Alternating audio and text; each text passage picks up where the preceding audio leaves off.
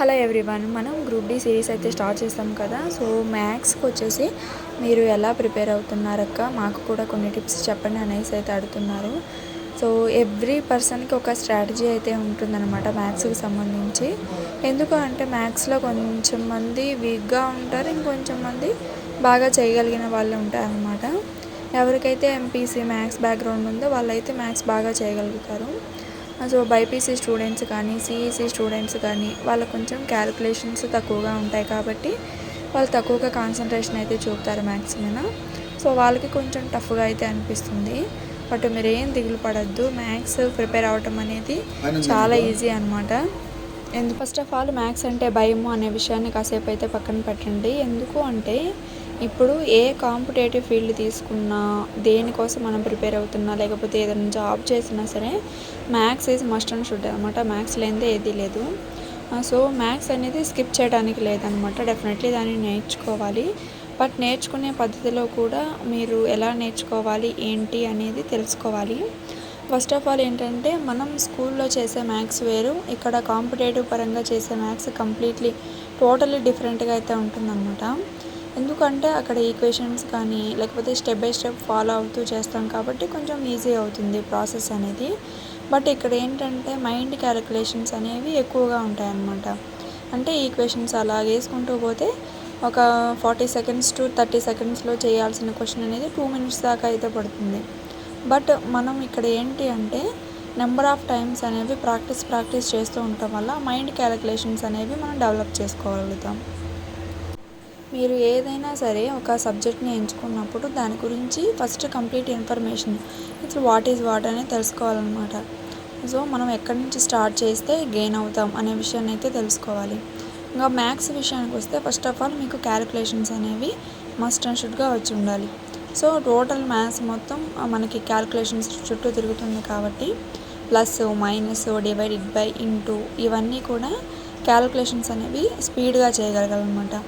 Suppose ఇప్పుడు 2 digit calculations ఉన్నాయనుకోండి, ఇక పెన్ను ఉపయోగించకుండా మన మైండ్లోనే క్యాలిక్యులేషన్స్ వేసేయాలి. సో అంత ఫాస్ట్గా అయితే ఉండాలి.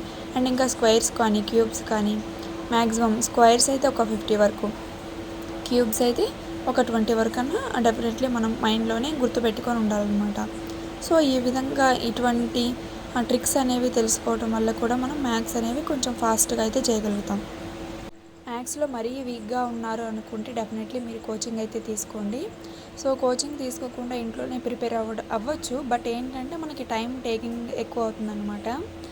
సో వెంటనే జాబ్ కావాలి, నేను మస్ట్ అండ్ షుడ్గా ప్రిపేర్ అవ్వాలి, నాకు జాబ్ కావాలి, గవర్నమెంట్ జాబ్ ఎలాగైనా అనుకుంటే కనుక సో 1 ఇయర్ ఆర్ 1.5 ఇయర్ అయితే మీరు కోచింగ్ తీసుకోవడం అయితే మంచిదన్నమాట. మొబైల్లో చూసి కూడా చదువుకోవచ్చు. బట్ ఏంటంటే మొబైల్లో చూసిన దానికను మనం డైరెక్ట్గా కోచింగ్ తీసుకునే దానికి చాలా తేడా అయితే ఉంటుంది. సో డైరెక్ట్గా కోచింగ్ తీసుకుంటున్నాం కాబట్టి మనకి ఇన్ కేస్ ఏదన్నా డౌట్ ఉందనుకోండి అక్కడే అడగవచ్చు, క్లారిఫై చేసుకోవచ్చు అనమాట.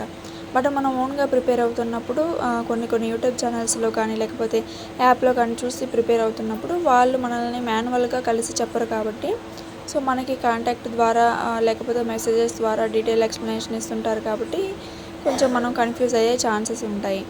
సో మరీ వీక్గా ఉన్నారనుకున్న వాళ్ళు మాత్రం డెఫినెట్లీ కోచింగ్ అయితే తీసుకోండి.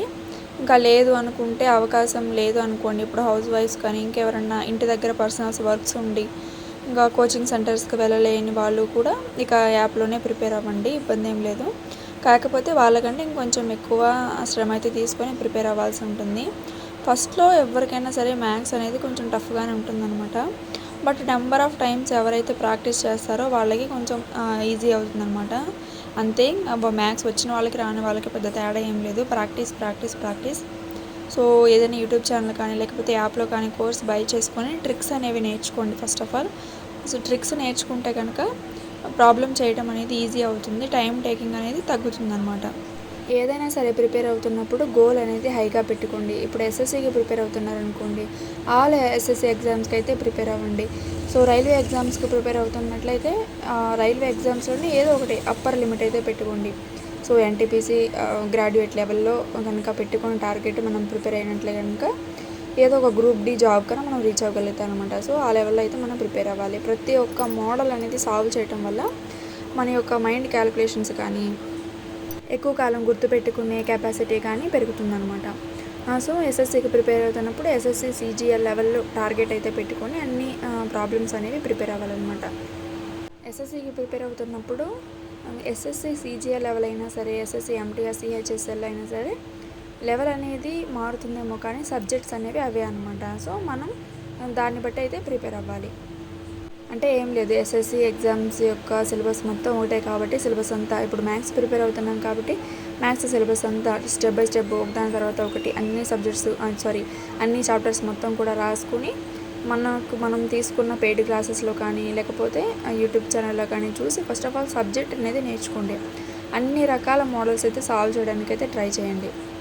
అండ్ ఆ తర్వాత ప్రీవియస్ ఇయర్స్ పేపర్స్ అయితే అనాలిసిస్ చేయండి. సో ప్రీవియస్ ఇయర్స్ పేపర్స్ చేయడం వల్ల ఏంటంటే మనం అంతకుముందు ఎగ్జామ్స్ అనేవి ఎలా వస్తున్నాయి, పేపర్ ప్యాటర్న్ ఎలా ఉంది, ఎటువంటి ఎగ్జామ్కి ఎటువంటి టైప్ ఆఫ్ క్వశ్చన్స్ వస్తున్నాయి, ఇప్పుడు ఎస్ఎస్సి సీజీఎల్ లెవెల్లో అడిగిన క్వశ్చన్ ఎలా ఉంది, ఎస్ఎస్సి ఎంటీఎస్ లెవెల్లో అడిగిన క్వశ్చన్ ఎలా ఉంది, రైల్వేలో గ్రూప్ డి లెవెల్లో అడిగిన క్వశ్చన్ ఎలా ఉంది, సో ఎన్టీపీసీ గ్రాడ్యుయేట్ లెవెల్లో అడిగిన క్వశ్చన్ ఎలా ఉంది. సో సబ్జెక్ట్ ఒకటైనా సరే, చాప్టర్ ఒకటైనా సరే, దాంట్లో వచ్చే మోడల్స్ అనేవి మనకి ఎగ్జామ్ను బట్టి టఫ్నెస్ అనేది పెంచుతూ ఉంటారు. ఎవరికైనా సరే ప్రీవియస్ ఇయర్స్ పేపర్స్ తెలుగులో మరియు ఇంగ్లీష్లో రెండిట్లో ఎక్స్ప్లెనేషన్ కావాలి అనుకుంటే కనుక ఆ యూట్యూబ్ ఛానల్లో మనకి గవర్నమెంట్ జాబ్ పోర్టల్ అని చెప్పి ఒక యూట్యూబ్ ఛానల్ అయితే ఉంది, నేను దాన్ని ఫాలో అవుతాను. సో గ్రూప్ డీకి సంబంధించి ఆల్మోస్ట్ ఒక 27 to 30 ప్రీవియస్ ఇయర్స్ పేపర్స్ని అయితే వాళ్ళు ఎక్స్ప్లెనేషన్ ఇచ్చారు. చాలా బాగుంది, ఎవరికైనా నచ్చితే ఫాలో అవ్వండి. అండ్ రీజనింగ్ కూడా వాళ్ళు చేశారనమాట. సో రీజనింగ్ అయితే మ్యాక్సిమం అన్ని ప్రీవియస్ ఇయర్స్ పేపర్స్ అనేవి సాల్వ్ చేస్తే అదే మోర్ దెన్ ఎనఫ్ అనమాట. ఇంకా అంతకు మించి కూడా వెళ్ళడు. ఎన్ని మోడల్స్ ఉన్నా సరే ఇంకా అక్కడి నుంచే ఇస్తాడు, కానీ పెద్దగా ఏమి అవుట్ ఆఫ్ అయితే వెళ్ళి అడగరు. సో నేను ప్రిపేర్ అయిన విధానం అయితే ఇదే. ఇప్పుడు కొంచెం పర్లేదు, మ్యాథ్స్లో కొంచెం ఫాస్ట్గానే క్యాలిక్యులేషన్స్ అనేవి చేయగలుగుతున్నాను. సో ఫస్ట్లో నేను కోచింగ్కి అయితే వెళ్ళలేదు, యూట్యూబ్ ఛానల్లోనే చూసి స్టెప్ బై స్టెప్ అయితే రాసుకున్నాను. నేను అప్పుడు ఫాలో అయింది అయితే కాంపిటేటివ్ ఎగ్జామ్స్ లైబ్రరీ అనమాట. ఆ ఛానల్ నుంచి సబ్జెక్ట్ అనేది నేర్చుకున్నాను ఫస్ట్ ఆఫ్ ఆల్. ఇంకా తర్వాత ప్రీవియస్ ఇయర్స్ పేపర్స్ అయితే సాల్వ్ చేశాను. ఆ తర్వాత టెక్స్ట్ బుక్ యాప్లో కోర్సెస్ని అయితే బై చేసి అక్కడి నుంచి అయితే నేను టెక్స్ట్ బుక్ యాప్లో టెస్ట్ సిరీస్ అయితే రాశాను అనమాట. సో ఈ విధంగా నా యొక్క మ్యాథ్స్ని నేనైతే ఇంప్రూవ్ చేసుకున్నాను. మీరు కూడా పద్ధతి నచ్చితే ఫాలో అవ్వండి, లేదు అనుకుంటే మీరు ఏదైనా బుక్ని ఫాలో అవుతాను ఫస్ట్ నుంచి అనుకుంటే అదే ఫాలో అవ్వండి. కోచింగ్ సెంటర్లో ఇచ్చిన బుక్స్ బెస్ట్ అనమాట. ఎవరైనా కోచింగ్ సెంటర్కి వెళ్ళి ఉంటే అవే బుక్స్ అయితే ప్రిపేర్ అవ్వండి. కొత్తగా ఈ టైంలో బుక్స్ అయితే ఏం తీసుకోవద్దు. ఎవరికైనా టెక్స్ట్ బుక్ యాప్లో ఆ టెస్ట్ సిరీస్ బై చేయాలనుకుంటే కనుక నా కోడ్ని కాపీ చేసి అయితే చేయండి. మీకైతే ఒక 10% వరకు డిస్కౌంట్, 12% వరకు డిస్కౌంట్ అయితే వస్తుందన్నమాట. ఇది వీడియో నచ్చితే లైక్ చేయండి, షేర్ చేయండి. Thank you so much.